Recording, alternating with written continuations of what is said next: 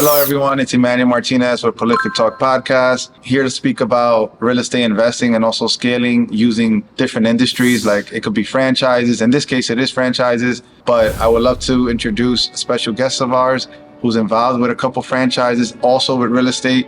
And it's a way to educate people. Though that we are in real estate, you can use any industry to potentially take those monies and complement your real estate portfolio. And our guest today, Carlos Lopez with Tropical Juice Bar. Hey, man, thank you very much, man, for having me on the podcast, Prolific Talk. Yep. I really appreciate it.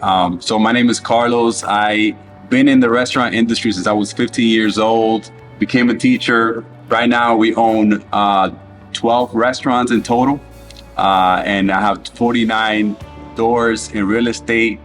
If you guys want to learn how we've been able to use our income from our restaurants into turning them into passive income and real estate, stay tuned. We're more than happy to, I think, go into. Yeah.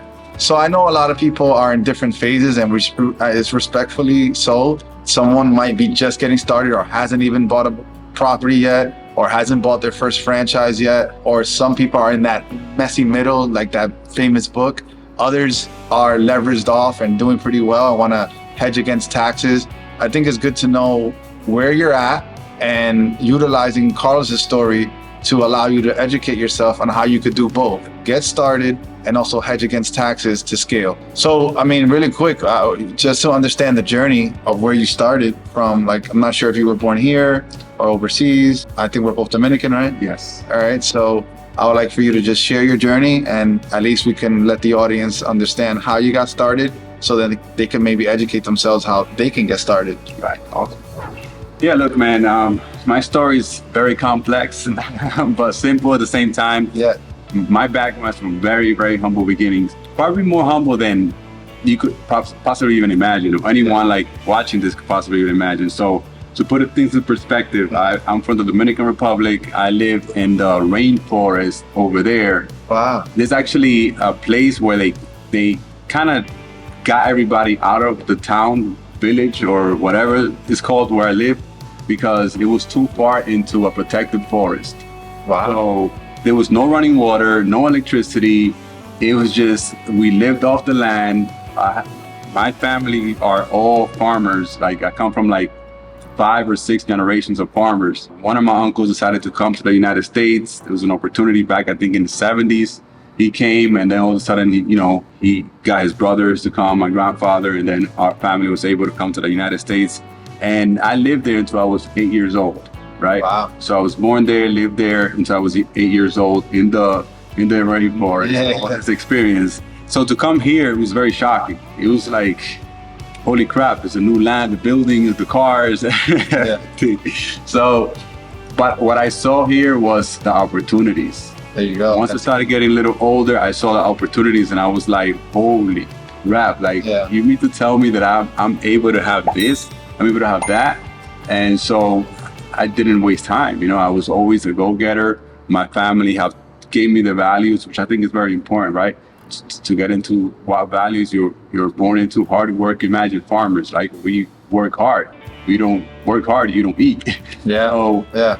those values were instilled in me from a very young age, and I just been putting them to use. Whatever, from school, from work. I was working since I was 12 years old. I started working first in a car wash. So then after the car wash, I was working sweeping floors in a supermarket for about a year. Then after that, I started working in a restaurant as a busboy, cleaning plates of people's tables and taking food to the table. And all throughout that, I was going to high school. I went to college. I wanted to become a teacher. Became a teacher for 10 years. What subject? What? Physical education and health. Okay. That's what I look to. Yeah. No, but yeah, and that kind of also, all those influences from working in the restaurant to being a physical education and health teacher, all those things played out into where I am today. The story adds up. Right, yeah, because I was able to use my physical education and health background to be able to deliver a product that was superior to what was out there to our customers now with my restaurants. I'm always focused into a healthy option, right? How can I bring healthy options To the table. to the community, right? Yeah. And then obviously working in the restaurant, I learned a lot of the trade. From there, I worked in the restaurant Operating system. for 8 years. Yeah. Operating systems, Yeah. what I experienced that I thought could be better. Yeah. All that stuff kind of been on my mind, and then obviously just keeping developing myself. Yep. and taking it to the next level. So what I hear real quick is like as you talk, man, what we tend to forget is what I also always tell my son, that your character is what you take with you anywhere you go, right? So I don't tell you to clean your room for the sake of cleaning your room, right? I want to instill character in you, so whatever you pick up next, no one could take that away from you, right? And what I hear when I listen to your story, because I didn't know about the rainforest and all that stuff, so what I hear is like, man, like you never let it go. No. Like you never let that work ethic go, whether it was become a teacher, a busboy. I'm sure you did that to the best of your ability. Yeah. And like, so there's like a really good talk with Dr. Martin Luther King Jr. and he speaks about just excellence in your character and strengthen that. And now, we'll get to the point where we discuss where you sit today. But that wouldn't have been possible had all these other pieces in your life played a part in it, right? So you become a teacher. Obviously, you go to college, you go through your journey of working hard, get your degree, physical ed teacher. How long were you a teacher for, and where were you teaching? So I taught for 10 years. Oh wow! Yeah. Damn! So you started young. Right? As soon as I was 23 years old, 23 years old, I was a teacher. So right out of college, I got a job and I started my business at the same time. So when I first graduated college, I got a job as a physical education teacher. Okay. And I started my business. So I was putting in 18-hour days. So that needs a pause right there. Right? I got to press pause for that. So that's what we want the consumer, and that's the key point right there, right? You could be a teacher and have your thing on the side. You could be an accountant and have your thing on the side. You could be a janitor and have your thing on the side. Right. You could work security in a building like this and have your gig on the side, because he wasn't making a ton of money as a teacher, but he still risked and worked, like he just said, 18-hour days, and started, if you could see it on his shirt, the Tropical Juice Bar at the same time. So, right, I just want them to catch that point, because not everything is where it's at today. Right. There was a starting point at 23. Starting point. Teacher during the day, and then, so how you're doing both during this time? How are you starting both? So it was a little crazy because I also got married at 23. So, and I had my first son at 25. So, so actually 24. So basically, it's hard work ethic, right? Character. Like to this day, I can't stay still. I always got to be doing something. So if I talk, right, it was being a teacher is from 7 in the morning to 3 o'clock in the afternoon. What the hell am I going to do with the rest of the day? Yeah. Am I just going to sit around? No, like I gotta find something else to do. So that's where I put all my energy and focus into growing my business, into making sure that our operations were not just sustaining, but they were improving. Now, who's running the business while you're at work? Or is there a physical location at this time for Tropical Juice Bar while you're a teacher? Or you're just started the LLC and got an EIN number? No. So there's a physical location. So wow. So this is kind of how the story comes in and how I'm able to build a team, right? So I convinced my brothers, who have always followed me, and I'm so lucky to have such a great family that supports me and believes in me. But I think they believe in me because I believe in myself too. I always preach that if you don't believe in what you're doing, how the hell are you going to convince other people to follow? Right? So I was so adamant about what I was doing, what I wanted to do, that I convinced them, like, listen, this is what we need to do together in order to have a better life, have a better future. So They were both in college. I was like, listen, guys, I need your support. Reach out to my mom, my dad, my cousins, everybody that I had a close relationship with. I was expecting them to support me. So talking about building a team, right? Because that's huge. That's key in the business world and anything that you want to do. So they were able to support me while I was teaching. They were running the business in the morning. And then when I got out of school at the afternoon, I go straight there, and I was running the operations too. So it's good for me to share this, I feel like, because as you talk, there's key points that me sitting in the role as a team leader with R&E Elite Group that just are all things that come into any business, like you said, right? We're in real estate sales, but you said, I hear character, like I said before, which is key. And then you last mentioned a team, right?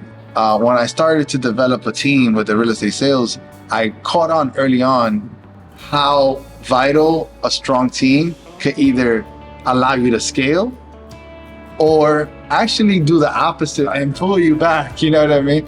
So it's really key on, it was a big blessing for you to be able to go to family, one, for them to believe in you, right? And two, for them not to be negative, you know, and say, you know, no, it's not gonna work, or because you can have that too without really knowing. And also that they were given the gifts for whatever role, or did they live up to that responsibility? Maybe they weren't naturally born with it, but through the hard work, they gained the character to be able to fit that role. So how did that come about? So, you know, your character's there set from when you were in the rainforest. You need a team because you're teaching during the day. Now, how did it work? Like, there's different roles that's needed in the business, but you just go to your family based on a vision and a goal and a desire, and maybe a God-given, like, you know, vision that you're like, this is what it is. But how do you go to your brother, your mom, and say, like, you're gonna do the cashier, you're gonna do, like, you know what I mean? Like, did you see that in them because you know them already, they're your family? Or was it just genuinely they just work themselves into their role? You know what I mean? Yeah. So, you know, when you're starting a business, any business, I don't care what it is, you need to wear like 1,000 hats, right? Yes. There's no shortcuts to that. There's so many things that you have to put in place. So I sold the vision, the big vision, to the family before we had one location. Before we even opened the doors, I was like, listen, guys, we get together. That's how I am. We open this location, we grow it, we open another one. And I told them, like, I want to get to 500 locations, and we're going to be all right. We're going to build a better future for us and for the generations of our family to come. So that kind of was the main vision, the main sell. Like, whatever it took, whatever roles we had to fill in, it didn't really matter at that point. Because that's just what it is. Because they believed in it. Wow. And that's powerful. So, and in a book, thank you, by the way, because with the audience, you get the book, What the Heck is EOS? Because I just started reading that because of you. And a lot of these things that you're discussing can also learn from that book. Like, wearing 1,000 hats as you sit as the leader is like completely true, man. Like, you can't be afraid to, like, you know, you're never too good enough to do your assistant's job, or, you know what I mean? Or the newbie's job, like, or with you in the restaurants, pick up a piece of paper from the floor. Like, I always do it. Yeah. To this day, I walk around. One of my favorite things to do is go into any of the locations, right? And just pick up a broom and just start sweeping the floor. I guess that's from my days of working at the supermarket, like that's sweeping beautiful. The floors every day for like over a year. I still like kind of like feel that. Yeah, like go back to, you know? Like where you at. To be productive at the end of the day, right? Because right now, you know, as you scale the business, your roles change, and that's huge, right? You need to be able to adapt to the new roles. So from back then, I used to be maybe spend most of my time making sandwiches, making smoothies and things like that, to now where I don't have the opportunity to get into the locations to make sandwiches, to do smoothies anymore. I spend most of my days in the office working on projects where I see the results from my hard work today, 6 months to a year from now. So to me, to get that immediate satisfaction of actually being productive and getting things done is going to a location, picking up a broom and sweeping the floor, and boom, now I feel like I just accomplished something, which is key too, right? Like to play with your mind to feel good and feel accomplished every day. Because imagine if you're working, imagine working in a project where you're gonna see the result a year from now. That means that 364 days you failed. Like you don't see any immediate. You perceive failure. Correct. It's not really failure, but your perception is right. You don't feel productive. It's like you didn't. The results are not there. The results are not there. Right. You don't get that immediate gratification or like, boom, I did something. It's like losing weight. I feel rewarded. I'm doing 75 hard, but I still go to the mirror and I don't see nothing. I'm like, what the heck? My wife is telling me like, yeah, the shirts look bigger. I'm like, well, I still see my belly every night. So I get it. And that when we were speaking about, this is a little on the side note, but I'm gonna relate it to what you're talking about, which is, and you have a lot of gems, man. Like, and it's coming through your experience and building something and scaling it in such a confined time. He just said, like, in a year, he opens a location. He's probably gonna produce the results a year later. So if he opens today, April 2024, you're not seeing nothing May, June, July, August, September. So the perception could be that you failed at this. Yeah. But I want to relate it more on a simple term and my journey with losing weight. Like every day I'm doing the 75 hard program, every day the belly is still there. Yeah. And I'm down 11 pounds. Yeah. Like the scale is literally down 11 pounds. But that's how you can relate life to anything that we can speak about, right? Like the results a year later, I would start to see them myself. You're gonna start to see it in your business. So how do you hold that mind frame on that goal? Like, because in sales, what happens in sales, to relate it to sales in my world, is prospecting. Mm-hmm. I call 1,000 people for 3 months and got one person that wants to meet, if that. You know what I'm saying? And especially with today's environment, right? With low inventory and so on and so forth. So I know what we do, obviously, to keep the mindset still sharp and still and positive thinking. There's books, there's whatever. Mm-hmm. What do you do to keep your team and yourself focused on the process, right, but also knowing that we're going to get to that result? It's faith. I'm going to get a little religious real quick. Yeah. And not necessarily religious, but if you have faith in what you're going to do, you're going to be successful on. If you're sick, right, and you start a treatment, if you have faith that that treatment is gonna make you better, you're more likely to get better. Mm-hmm. If you're like, have that negative energy that, I don't know if it's gonna, or that doubt, you most likely you're not gonna get better. It's not gonna work. So I think it's super important to have faith, and the faith determines whether you're gonna give it your all, you're gonna keep pushing every day. Like if you had it already, right? Or if you're gonna be like, today I'm not gonna work that hard because I don't know, I don't know what's gonna be the outcome anyway, Like why should I work as hard on this phone call, like talking about your leads, if I don't know if this guy's why am I gonna make them today? Exactly. I'll make them for 3 days and not do it for the 4th. Correct. Yeah. So I think it's a big thing is faith, is having faith in yourself, having faith in the process, and knowing that at the end of the day, once you make those 3,000 calls, that most likely you're gonna close something versus making 0 calls. Correct. That's extremely powerful right there. Yeah. That's what it really comes down to, because no one has a crystal ball, no matter what. Even people that we might aspire to talk about, that are on social media. Like one of my, I would say, mentors from afar is Patrick Bet-David, right? Everything he was able to build, his story, man of God, Christian, kind of has the same belief system. So I read a lot on him. I follow a lot of his podcasts and his information. But even him, there's no crystal ball. Like you have to have the belief. And sometimes what you were saying was, if you're like in a treatment and you believe that and you have faith that you're going to get better, you could get yourself better. But the opposite could also work against you. When you don't, like, you could bring sickness in your life. Mm-hmm. You could bring failure to your life, developing that mindset of negativity or absolutely. Yeah. So that's extremely powerful, man. Some key things is character, team, and mindset right now, and faith.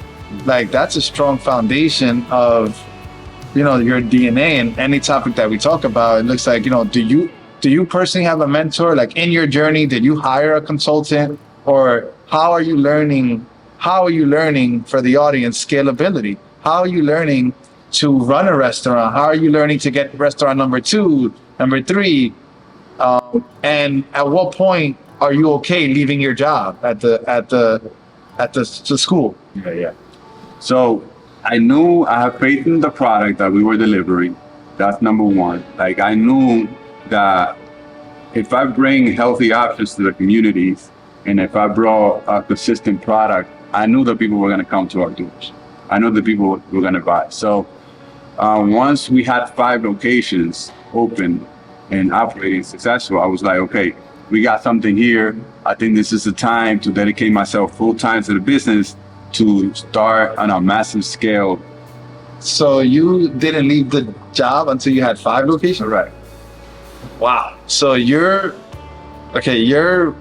full time, 7 to 3. Restaurant business, by the way, I'm not sure, and I'm not expecting people that watch the podcast to understand, but I know people that also own restaurants. It could be very stressful. It can be. It can be very stressful. I'm not trying to promote. Doesn't have to be. Doesn't have to be.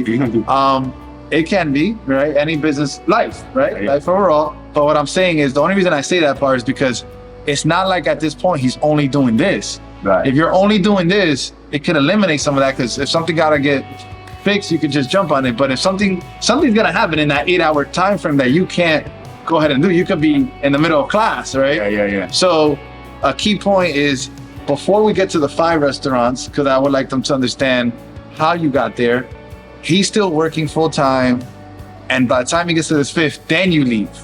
So it's a lot of sacrifice along the way. How did you get from 1 to 5 while working in the school? Did you raise outside capital? Did you do it on your own, through loans and banks and business loans and whatever? Like, how did you go from 1? So the first one, first of all, the first location is where? It's in Passaic, New Jersey. In Passaic, New Jersey, on what street? Murder Ave, 198 Murder. Warner Ave. Okay, so that's the first location. That one, I assume, so starts doing well. Yeah. Right. Allows you the ability to have conversations with your team about opening a second one, or you kind of knew, like, this is what I'm doing. Yeah, we always, every time we're gonna go into a new venture, we always meet and we discuss, is it time yet? Is this a good opportunity? And so basically, to answer the question about capital, we all take a salary. So I know my brothers and I are in the business, involved in the business. So we all take our salary base depending on what positions we hold in the company. Everything else get reinvested into the business or into another type of investment. Like, we don't just pull money and leave it on the side. So once the first location was producing consistently, we basically decided, okay, you know what? We have enough capital to at least to start the second location. The rest of the capital, we use unsecured loans, unsecured credit, basically credit cards. I've always been very good with my family on making sure that we have good credit, that we're responsible with our credit, and to go to the credit cards and be like, hey, increase my credit line. And you know how credit cards usually send you a 0. Yeah, for like 18 months. Yeah, 18 months. So we took advantage of that. That's one of the main drivers on my early onset in growing the business. So we would take 100K from, pulling the money together between all of us and be like, okay, you got this, you got that. All right, let's pull the 100K and let's open up this location. Wow. And let's leave some working capital in there just to make sure that we had it covered for the next couple of months. So, and then after the second location, where's the second location? In Patterson, New Jersey. Okay, so now you have to take in Patterson, New Jersey. Yeah. So how are you finding why? Like, are you doing any back end work? Looking, yeah. It's like a site selection is similar to real estate. Finding a lead and following up on it, and then putting. You're calling the realtor.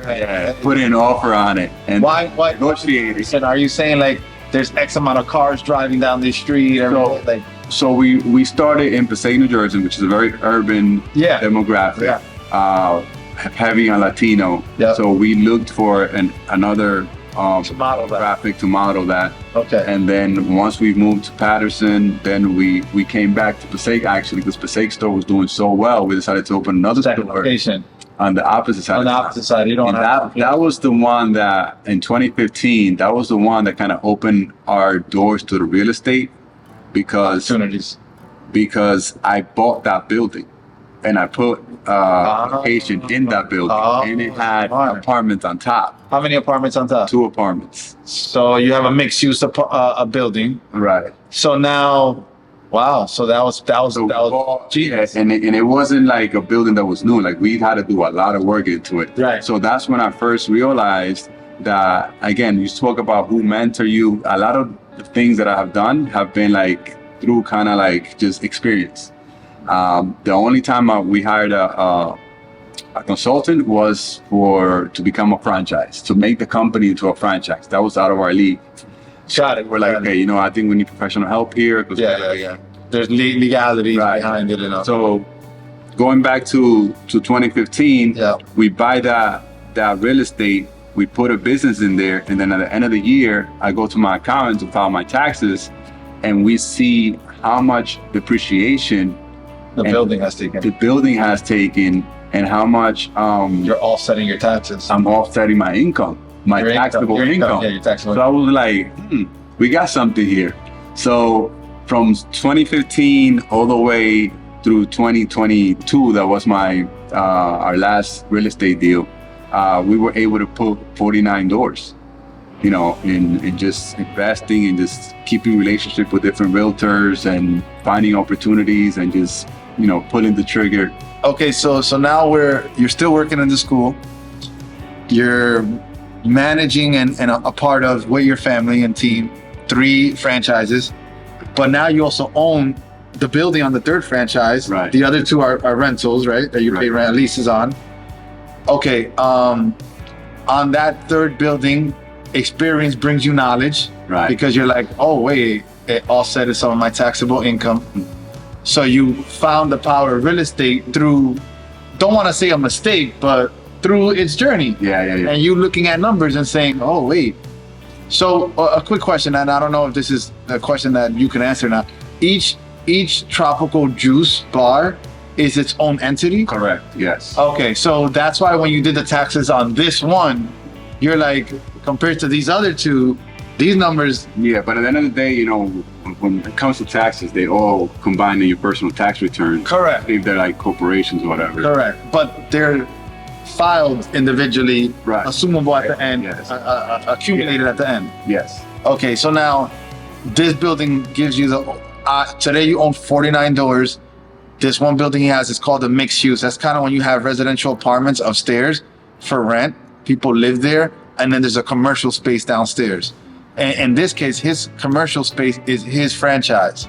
So go ahead. Now that starts the mentality. What's the next move to scale real estate? So when it comes to real estate, we just started looking for 2 apartments and up. I remember 2 families. Basically. 2 families and up, yeah. So in 2017, I started looking at auctions. I bought two properties in the auction. One was a 1 family actually. That by luck, right? I put a bid, didn't work out. They called me back. They were like, "Hey, do you want this at the bid that you put?" I was like, "Sure, why not?" So I picked that up for like $77,000. Now that property is worth over $250,000. Where's that at? In Patterson. Wow. So and then and you don't even know how to do this, right? Like you're not a real estate guy. You don't know how to do this online. Place a bid. No, that's the first time. I was just, you know, I heard my friend did it. I was like, let me go, let me play with this. I have faith that something's gonna come out of it. Yeah. So, and all of a sudden, like we hit it off. Then after that, I bought like 3 more properties in off the bid. Off the bids. Oh, auctions. Auctions, and then after what that. What site is this? What site is this? What site is this auction? Auction.com. Oh wow! So this guy is like just going out. Listen, I'm a real estate guy and I haven't done that yet. Yeah, listen, it's very like nerve-wracking. It was like, what if, what not? But I'm like, what's the worst that could happen, right? Yeah, the house is falling apart. Yeah, because you can't really go inside of the house. No, right? You can't. No. So you're buying blind. Unseen, yeah. blind offer. Yes. Wow. Yes. So how do you know what price to bid on it? It all worked out. At that point, like I used to self-educating. Like I used to go into YouTube. I use YouTube as a huge resource to find out things that I don't know. Right. Also, like talking to friends that are in real estate. Yeah. I met a realtor that was able to get me 3 deals. That those 3 deals equals like maybe half my portfolio because they were portfolio deals. So I bought 6 2-family properties from one person. It was a package deal. A package deal, yeah. And then I bought like another 6-family building, también like through her.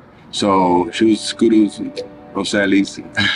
Roseli's is realtor in Patterson, San Nicolas Realty. Oh, okay. The name sounds familiar. Yeah, she's cool. She's my dude. Okay, so she got you off-market properties. These weren't on the market yet. No, like some of them were. She found it for me. Yeah. Give it a shot. Yeah, she found my personal residence también. Oh, wow. And another personal residence that I had that I moved out of there into a bigger home. Yeah. Yeah, so that's kind of how that journey went with real estate. But meanwhile, like after I opened the store where I owned the real estate, 2 years later, I opened up 2 locations at the same time. Oh, wow. So that came about. That was West New York and Union City. That came about because we went to see a location in Union City, and the guy that was showing us, he was like, oh, but I know a guy that's selling a restaurant down in West New York. So I was like, oh, great, let's take a look at it. So it happened. Went to West New York to look at a house? No, it was a business. A business. We're talking about a business. So I ended up buying that business that he was selling, and then I opened up that other location también. So now we're up to 5. That's when it was like 20. That was 2017. Now there's too much going on for you. 2018, I was like, babe, we have to. I had 2 kids, three kids by that time already. My 3rd was just born. Yeah. So then I had the conversation with my wife about leaving the school, and that was huge. That's like. Do you feel like you still had a security mindset at that time? Like even though you're scaling, you seem like someone who's very visionary. Though you don't call yourself operational, I hear a lot. Like I see that are you a good chess player? Yeah. See, so you're kind of operational. Right. You could see like down the line, and which is a gift because you have both. Yeah, it's a gift and it's a curse for those around you, especially like your team, right? Because a lot of times I tell my team something and they don't see it, they don't believe it, and they don't take my advice sometimes, and that ends up biting them in the ass. so it's yeah. You might see the operation, but it doesn't necessarily mean that you know how to bring it to life. Right. You need other people for that. Okay, so man, just to kind of put all together, we have hard work from day one from the Dominican Republic. We have team, right? So there's character there. We have faith, which is all things that we need in the process of our journey in business. Now you're the hard work. You're at school. You're about ready to leave. You're gonna discuss the conversation with your wife. You have 5 locations. So what do you like? You come home one day and then what? Bro, so I have 3 kids right now, right? In 2018, 3 kids. I've been thinking about this for a while. Ever since my daughter was born in 2016, I'm like, it's getting harder, right? Yeah. I can only focus on so many things, 5 locations. I'm like, 3 kids, a wife. Yeah, so it's getting a little harder, and I'm like, I don't know yet. Yeah. I have faith in myself, but it's like the benefits are too good. It's too easy. You know what I mean? Like you go to work 7 to 3. After you get out of there, you don't have to think about it. Like you're done, and you get the benefits, full insurance. That was one of the biggest things that we had to discuss, right? Like the insurance, like because she's not working, your wife. She's not working. She's home with the kids. So I'm like, all right. Now this is where faith comes in, right? Like you give that great salary, all those great benefits. Honestly, I wasn't worried as much as for the salary. I was more worried about the benefits. Because now it's like, whoa. But then I was like, you know what? There's other business owners out there, and they don't have all these benefits. They're still making it. Like I don't plan. I got faith in God that I don't plan to get sick. Yeah. I don't want our family to get sick, and if we do, we get some type of insurance or something. Yeah. So I spoke to the wife. We were all like, we finally made a decision. It's time. Let's do it. It's now or never. So for the next 2 years, I dedicated to working on the business, not in the business. Gotcha. So I didn't put myself in the schedule. Yeah. You I was weren't still working like if I was still in the school. You weren't working making sandwiches. Correct. Yeah. I was more working. Even though I made sandwiches and stuff, When it was needed. I was more working on Operation. fine tuning our process and our systems to scale. I was working on making our business a franchise. I was building relationships. That's when I hired a consultant to help us become a franchise, to put our business in a box so that I could give it to you and you could go and do the same thing that I'm doing and be successful. So, Carlos, you don't have to go into depth into this, but I would want the consumer to know, or the audience rather, when you say you left your job, that you're utilizing that time to work on, not in the business. Give me an example on Monday, instead of you going to school, what are you doing to work on the business? So are you looking at it from the perspective, say me and Dave walk in and we want to order this, from that moment on, in your office, you're saying what happens from there? Is that okay? So what are you doing? No, I'm working on, because that was already done. That was like, Okay. I think there's a lot of systems that we had in place already. Okay. After the second location. What, like the processes of I was working more on like what's our biggest challenge right now in the business. the issues? 2018, I remember it was inventory management. It was so hard to take inventory and place orders and know what we have and know what we need to order, etc. So what I went to work on was finding a vendor or a partner that was going to able to develop an app for us so that we could know exactly how much inventory we had at any given time. So that we know that if we deliver 100 cups to a store and we sold 50, that we should have had 50 in stock. And if we had less than 50, that means that we have some type of escape. That means somebody's stealing from us. So that type of system I was working at. So, and that took a while. That took about a year. Then the next hurdle was scheduling. We started working with an app for that as well, and so on and so forth. So you're hiring outside vendors to take care of this for you? So we're partnering up with companies That specialize in these areas, and then we're telling them what our issues are. current is, the issues, and they're helping us come up with a solution. Okay, so they're helping you figure out Yeah. if there has to be a person to go count the cups. So Right. how do you know the numbers on that? And Yeah, because and how that translate is a smooth operation. So how that translate into like the real life is that now, instead of me having to go to the store or a manager having to spend an hour, 2 hours counting before they place an order, or not knowing if people are stealing from us, now they could just open the app and be like, okay, this is what I have, this is what I need to order. So that app how's that app getting the information? Through the orders that come in? Through the orders that come in, so Connected. it's automated, yeah. Got it. How, like, connecting our QuickBooks to our app. POS, so it knows our sales, it knows how many discounts we gave, it knows Who all ordered a of that. drink, who didn't order a drink, Exactly. so you have how many cups left, and all whatever. those systems, so that it will be easy to manage Wow. 500 locations. That's our goal, right? So that How did you find these vendors? Google, the research, going into a lot of people. we're talking in, going into trade shows. We do a lot of you asked me before, like, what do you do? I do a lot of seminars. I go to trade shows and I sit in these seminars to see what are industry standards, what people are doing, and then I see how I can implement those into our business. My whole thing was we had to have a strong operation so that it will be easy for us to operate and run the business so that we could want to grow. Because if you have a business, real estate, you're managing properties, and it's a pain in the butt for you to manage those properties, you're gonna feel Burnout. no, you're not gonna want to scale.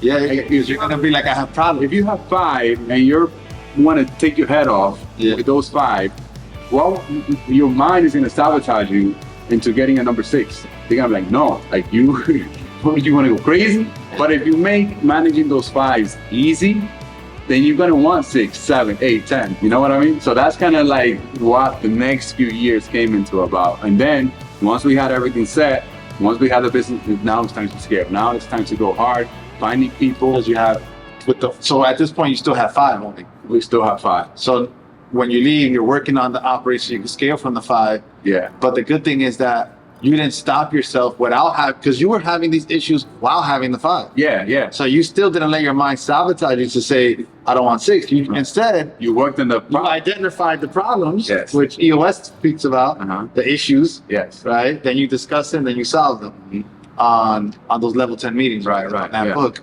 But okay, so that's powerful, right? Because as you speak, I see myself having those issues. I guess everyone's journey is relatable, right? Yeah. Because you're like, even though I don't self-sabotage myself, I do with certain things in terms of management because they affect what I do with the sales teams.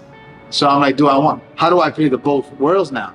Clearly there's a way because you're doing it, you know what I mean? But your wife has been able to be that operator for the management side, Right. on the property management. So how do I manage operating the businesses and operating the properties?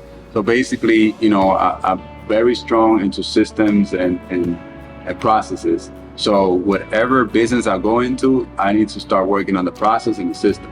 I need to put somebody. I need to build a team. Number one, team is key. The team is key. Yes. You have to build a team that believe in your vision, that are all in it to win it, and that you could influence them into just trying to give you a little bit more every single day, and know that the ball stops with that. Like if everyone in your organization, they understand that the ball stops with them, it's very hard for things to get back to you, so that you can focus on things that are going to scale the business. So and with our operations, I have my brother right now managing, or the COO, who handles all aspects of our tropical juice bar operations in the restaurants. And I have my wife. I work with my wife after all of our kids were in school and she was kind of stable.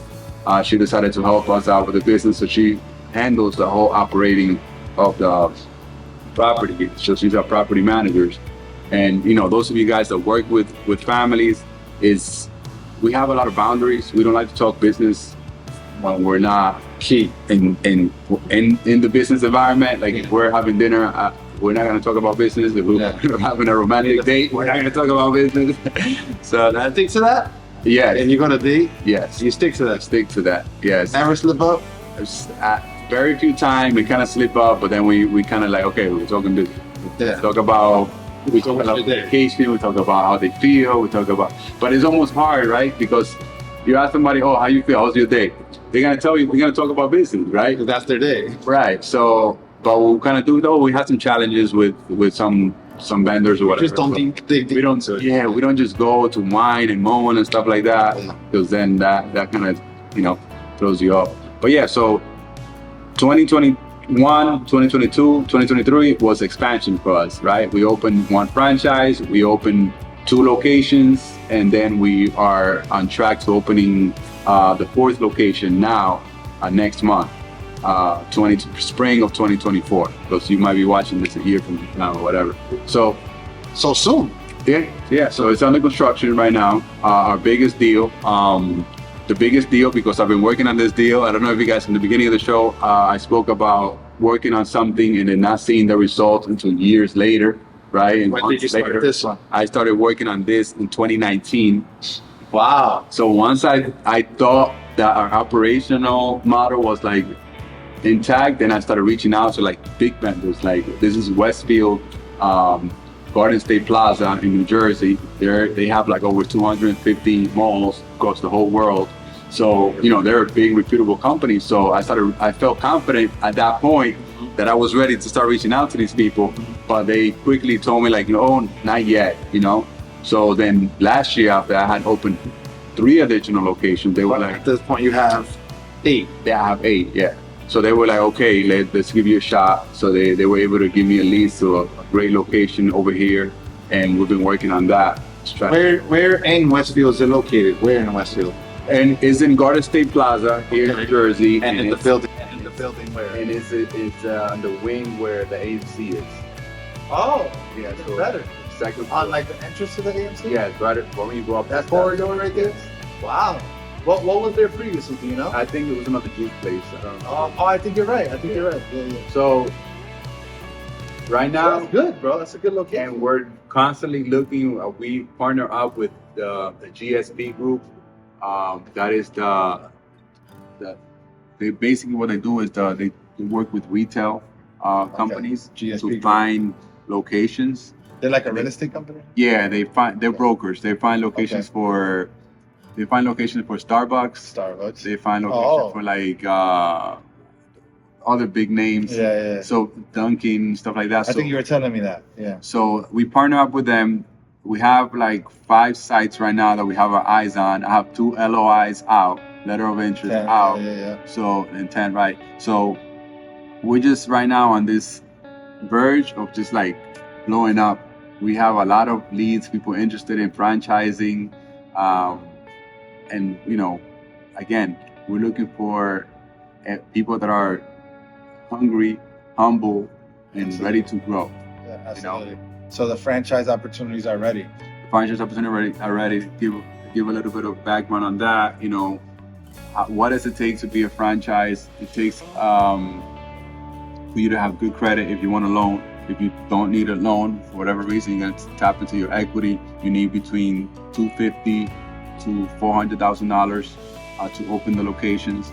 And this is the thing, right? Like, so people might say, "Oh, I could just go and buy the deli that they're selling for $50,000," and that's fine. You could buy the deli, and you could operate the deli, but you're gonna get stuck in that deli. The way our competitive advantage is that we were able to build a business where you could put an operator there, and it's so simple to manage that you can go ahead and continue to do what you do. So if you're in real estate, you continue to do your real estate While that while that operates, and that builds equity and gives you cash flow. How does it build equity? Because right now you lease a location and your sales are $300,000, right? Once you bring that location to $1 million in sales, As a multiple now. now you could ask for more money. I got it. Yeah. Wow. Okay. Yeah, because it's based on sales, basically. Right, based on sales, profits, etc. Right. Wow. So you have equity, cash flow, and most importantly, the operations. The operation, you're building the team, you build the team, put them there, you have the systems and the processes so that team could be successful. And you get the advantage of having us support you. Of course. Because you have You the build the operations. if you have the deli, you got to do everything. you're on your own. Yeah. So if that deli you want to get to my level, it's gonna take you about 10 years. No, 14 years. I got 14 years on you. But if you partner up with me, Yes. you're 14 years ahead of the game. Yeah. You're speeding your Marketing, success. the branding, the brand recognition, all that. Yeah. Well, I think most importantly, man, like the operating part, though it took you 2 years, that's not easy, man. You know what I'm saying? Remember, it didn't take me 2 years. I was fine tuning it for 2 years. You were fine tuning it for 2 Yeah, years. So but it took you It took me all this long to even build get, all this process. yeah, exactly. So they're walking into Like we had an inventory system already in place. It just wasn't like ideal for like Right. operate 10 locations, right. 20 locations. Yeah. You know? And And eventually, it once gets crazier. so eventually Sales. this is where partnering up eventually with a company that's going to help us keep scaling is going to play into account. We were talking off camera before that. Yeah. In order for us to get to 20 locations, we need to learn how to operate at 20 locations before we get there. Correct. So in order for us to get from 5 to 10, we had to learn how to operate. And this is where all that dedication that I spent, To not perfect, because you can't perfect, but to get the systems and Yeah. processes. Exactly. To build a team, right? To build my corporate team. It took me like 2 years. Yeah. And now I'm proud to say that I have professionals working in the organization. You know, like it takes a lot to convince somebody that has a master's degree to come work for an emerging brand. It's, you know, They're taking the risk with you. they're taking the risk with me. Yeah. Yeah. Somebody Versus going to something. or somebody to leave a job that they've been working for 10 years, which happened. You both Believe in what we're doing. Yeah. And just trust that I'm going to be able to afford their salary, their professional salary. That puts pressure on the individual, and it's commendable without downgrading it for the person that believes in you. But it also puts an enormous amount of pressure on you, you know, because you got to live up to that. Yeah, You know what I mean? Bring it on, I say. And that's why I don't stop. And that's why, Yeah. you know, even though as a business owner, a lot of people that watch is probably business owners, so they have investments, Yeah. they could appreciate it. Even though you have so much freedom with your time and you could do whatever you want, You really don't. you're your worst boss. Your worst, because somebody else you could be like, whatever. But when you have to report to yourself, and then you have all this thing, you don't take a day off. I don't know you, but I don't take a day off. Yeah. Even when I'm off, there's something always come up that I'm thinking about the business. The advantage is that I love what I do, Yeah. so it doesn't feel like work. So somebody from the outside might look at me and say, "Bro, you're overworking yourself." But to me, it doesn't feel like work. Like right here, I'm having a conversation with you. Yeah. This could be considered work because I'm talking about the brand, I'm talking about the story, whatever. But to me, I'm just having a conversation with you. I love talking about what we did. I feel proud about what we did. Yeah. So I'm sharing it with others. So hopefully one of these people that are watching are gonna be like, wow, I know the brand, or I don't even know the brand. Let me look into the brand. These people, I want to get in early before they freaking blow up and get to the 200 locations, because now it's gonna be like The price is donkey. the price Exactly, is gonna everything go goes up. up. Yeah. Yeah. So I would love for you to share, man, some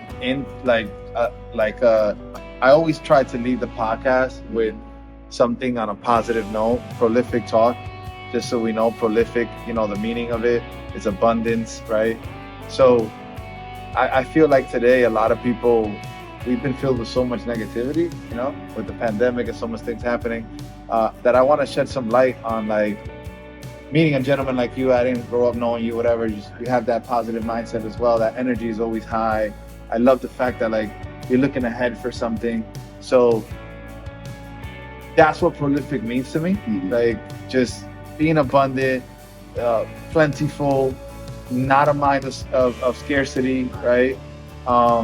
And so what can you share from the rainforest to sitting in the seat today that can be a light for anyone, whether young, old, having rough times, or doing pretty well and maybe needs to offset taxable income, just in your journey overall, like whether it's mindset, whether it's faith, like you said, what's something that you pretty much is a guiding system for you? Yeah, this is, as you were talking about, I already had it because I already mentioned it. Yeah. It's faith, right? It's faith, and it's because when you're born, you have kids, right? Yes. How old are your kids? 14 and 9. And 9. So when the 14-year-old was born, right? Did you ever think about his potential? Like, what was his potential? Like, how much could he accomplish when he was that baby that you were carrying in your hand? Like, did you put a limit on his potential? I still don't. Right? Yeah. And that's what I kind of want to get at. Like, when we're born, we don't have limits. Yeah. We could do whatever we want. Powerful. We could freaking go to Mars. Like, you could be sitting here, you could be like, all of a sudden, like, oh, I want to go to Mars. I don't know, I want to go to Mars. Yeah. And you could freaking accomplish it. You could do it. Yeah. You know what I mean?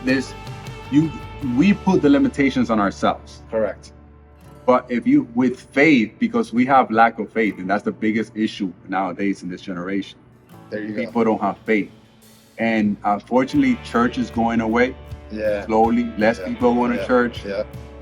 And that's needed because church gives people faith. It teaches faith. Yeah. And you can say, it's very hard to separate one thing from the other. You can be like, oh, I'm going to have faith in myself and in my business, but I'm not going to have faith in the spiritual side. It's almost impossible. So They go hand in hand. they go hand in hand. So if you have faith in the spiritual side, then you're going to have faith in the business side, in growth, and exploring that potential, that unlimited potential that we all have. And we just need to have a little bit of faith to freaking kill it. Yeah. I think to piggyback off that, a message that I could leave is I always share to my family that we all are all born with that, and life separates us from that. Experience. And experiences, environments, even talks from our parents. Sometimes just sitting eating, but hearing a conversation when you were young, it's actually a traumatic subconscious thought that never really went away. And then what I've noticed in my journey in entrepreneurship, you can say, or figuring out, almost like yourself, my operating side now, it's like going through a headache kind of, but it exposes you. Right. It exposes you. It exposes your fears. It exposes your faith. It exposes, like, how much do you really believe in this? Because at some point, you're like all in. Yeah. And if you don't have that faith, which I get that, like you said, from God, you know, I wouldn't be able to You'll be handle scared. it. You'll be scared. Yeah. You'll be living scared. You won't be able to make Even and when times get hard, Yeah. right? Because like difficult times come, they come in our family, you know. Yeah. They come in our family, they come in our friends, they come to us sometimes. Challenges Challenges are there. So how do you keep going? So to piggyback off what you said, very true. We couldn't have ended the podcast any other better way to pretty much have faith in your journey and what you're trying to do, and learn from this guy to scale. I learned a lot. I learned a lot, bro. Well, thank you so much for having me in this podcast. I really enjoy it. Hopefully, you know, your public will comment and they'll want to, you know, pick into my brain a little bit more. I'm more than happy to come back if you ever want me again, and we can talk about different things. You'll be coming to events that we do. Yeah, because this is what I'm about, man. I always say you don't know what you don't know, and by meeting other people, by listening to what others have to say, that's why I enjoy reading too. You learn things that you never knew existed or that you could possibly learn. So thank you so much for having me here, man.